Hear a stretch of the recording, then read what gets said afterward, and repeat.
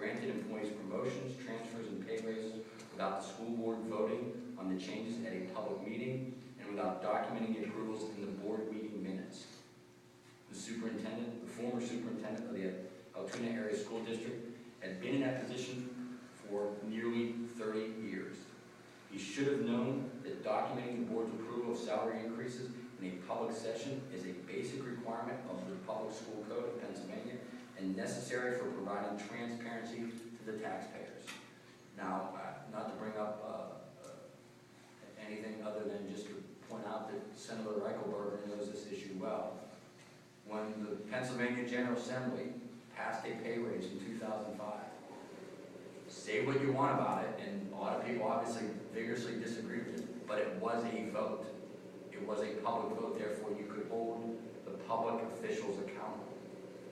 The problem here isn't that raises were granted, is that they weren't granted in an open meeting with a vote of the school board members. The whole point of that is it's about openness, transparency, and being able to hold your elected officials accountable. In addition to performing a standard school district review, our auditors looked at information related to salary increases for 5 employees to determine whether the changes complied with the public school code. Our auditors looked at compliance with the school code. Our audit was not an investigation into the intent behind the actions. I want to be clear about that. It was not an investigation into the intent. I know the school district is conducting a separate investigation. I believe they've hired a law firm outside to look at that issue specifically. That was not. Again, this was something that we added to our traditional. We audit every school district once every 3 to 4 years.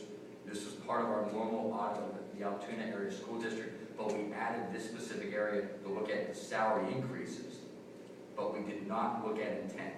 Again, with our government accounting standards, that is not something that we really have the authority to do. That's more, and whatever authority the school district has given the law firm, that's something that we didn't look into. Specifically, our auditors found